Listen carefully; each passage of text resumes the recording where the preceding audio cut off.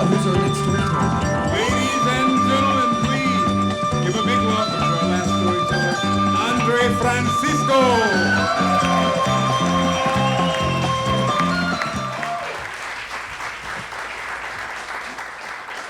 So when I first moved to DC, there were three other people in my house. We all have very typical DC do-gooder jobs. There was Hamza, who rebuilt Afghanistan and did sidewalk art on the side. And there was Jasmine, who wore funky jewelry and worked for Amnesty International, and she was a modern dancer.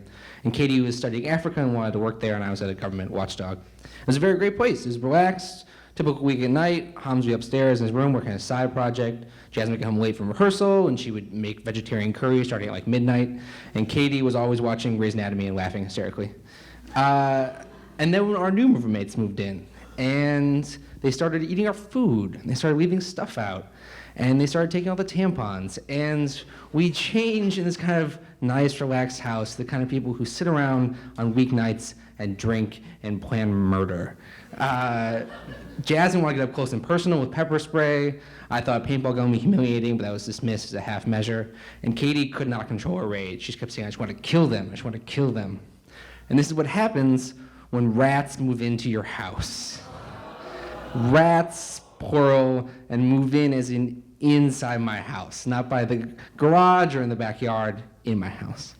And usually when I tell people I have rats, they go like, oh, it's terrible, we had a mouse in the apartment last month. No.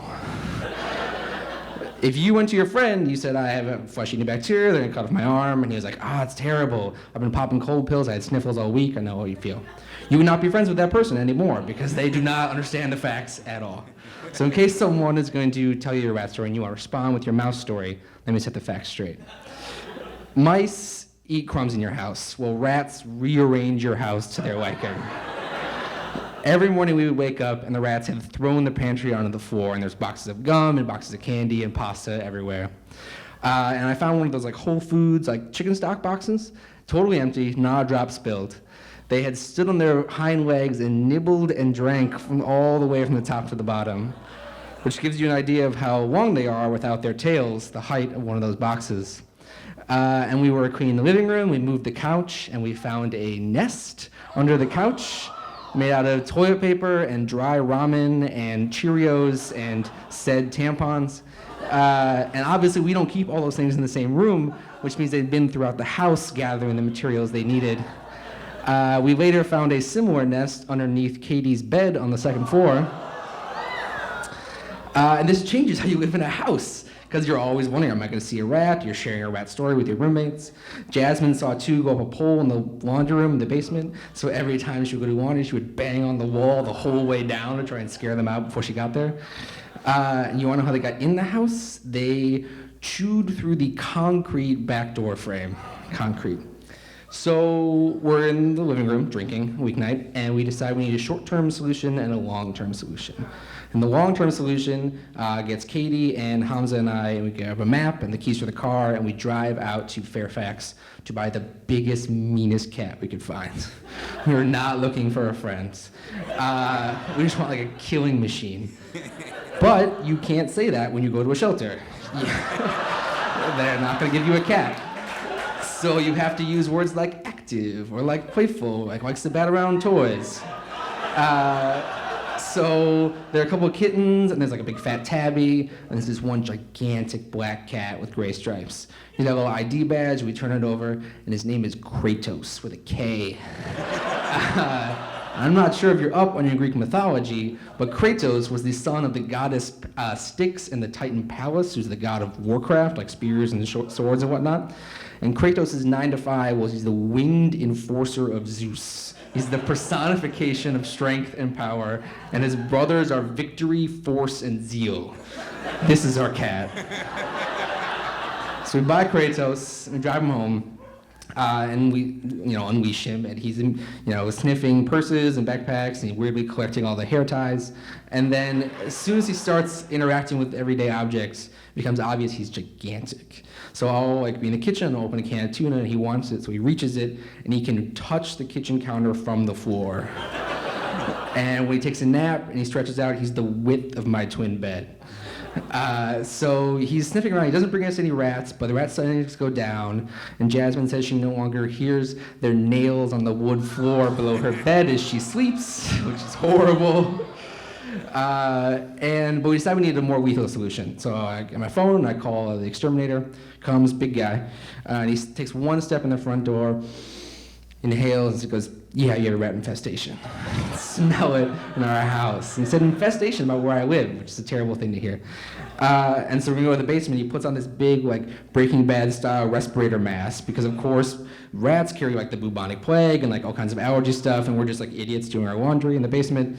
And he's got protection. So he's got the mask, he's got a flashlight, and we go downstairs, and he finds the hole they chewed with concrete, and he puts bricks around it, and he finds their tunnels in the backyard, and he decides to dust the barrels, which is a term for spreading poison in their holes. And then he goes back to his van of booby traps and poison and gets these gigantic spring traps, and he looks us dead in the eye and says, "Do not touch these, they will break your hand." And he puts like a dozen of them in the basement and like seal off the basement. And he leaves and he comes back like 2 weeks later and he cleans up the traps and he pulls the dead poisoned rats out of the walls. And we still have Kratos, and he has not yet brought us any dead rats, but he's brought us 2 live mice, which he kills in front of us.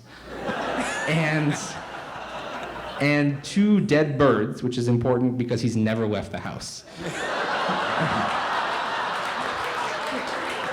We're pretty sure that one of them he tore a hole in the screen and then grabbed it mid-flight. But the other one, we found him playing with it dead and bloody in the kitchen, and the oven was open, and there was a broken wine glass, and we have no idea where that bird came from. So if you have rats, no, Kratos is not for rent, but if you have mice, you can just deal with it. Thanks. Let's hear it for... All right. Let's see what your lists say. Susan, what do you have on your list? I have jewelry, vegetarian curry, food, tampons, pepper spray, paintball gun, cold pills, box of gum, box of candy, chicken stock boxes, toilet paper, dry ramen, Cheerios, toys, no idea what that is, purses, backpacks, hair ties, tuna can, poison, spring traps, screen, oven, wine glass, and cat. I think that's pretty successful list there. Do you have anything to add, Chris Stiles? Did you say toilet paper? No, I did not. Booyah. Oh, never mind. Car keys. Mean cat. Can of tuna. You said the poison. And the first one was not just any jewelry, it was funky jewelry. Very true. And Yeah, I think that's it. Did anyone else have anything else to add to the list? No. Randy's, bring out your baskets. Can we see your baskets, Randy's? No, the shopping baskets. The shopping baskets, please. This is a family show. Here we go. A basket for each of you. So you're going to go on your shopping spree. You can put your little list there inside. Guess where you're going to go shopping? Out there in the audience!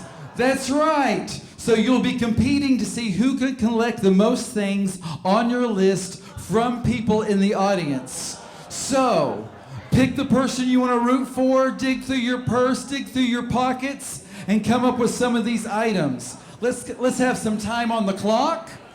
45 seconds. Are you ready? You just go try to find as much as you can. On your mark, get set, shop!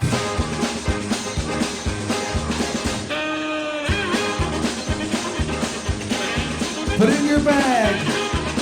Call out if you have something for them. Call out, wave, help them out.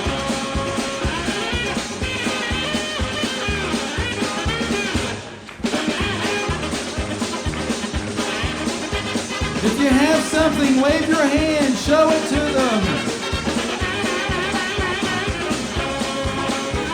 We have almost 10 seconds left. Here we go. 9, 8, 7, 6, 5, 4, 3, 2, 1. Come on back. That's it. No more shopping. shopping is over. Someone gave up their Barbie. I don't think that was on the list. Oh, no. You're gonna stand and we're gonna use the chair to look at you. I think I'm gonna have to say no to Ken. Was toys on the list? Oh, well, I'm sorry. That's one then. All right. Oh, that is not tuna, that is cat food. Oh, Susan's become, are you a lawyer? Are you an advocate? What do you do? All right, I'll give you 3. 2 tampons. 2 packs of gum. Some candy. Hair ties. Funky jewelry. Car keys. 1, 2, 3, 4, 5, 6, 7, 8, 9, 10, 11, 12. Oh, and more gum, 12, 13. All right, there we go, 13. Thank you very much. Let's hear it for Susan. All right, here we go. We've got gum. We've got another tampon. We've got car keys. Oh, we got a car. We got more car keys. We've got, tissue. Do we give this toilet paper? Yes! We're feeling generous. What is that? Oh, it's candy. And candy. And hair ties. Oh, it's a picture of a cat!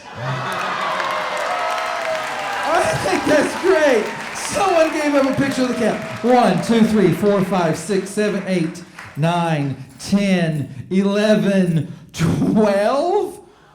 Is that a tie?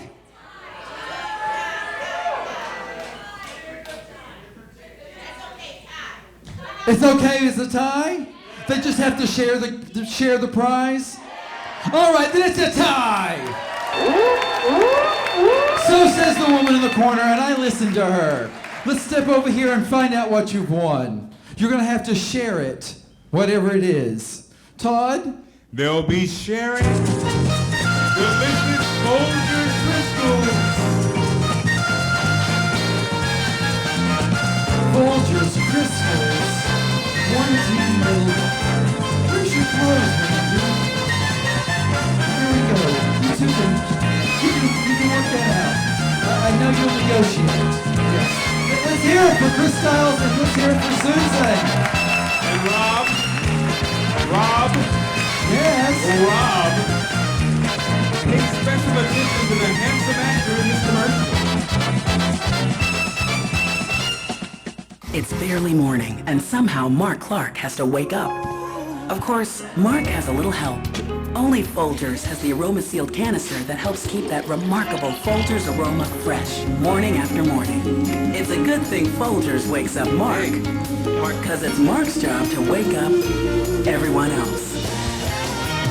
Good morning, everybody. I know I'm awake. Are you?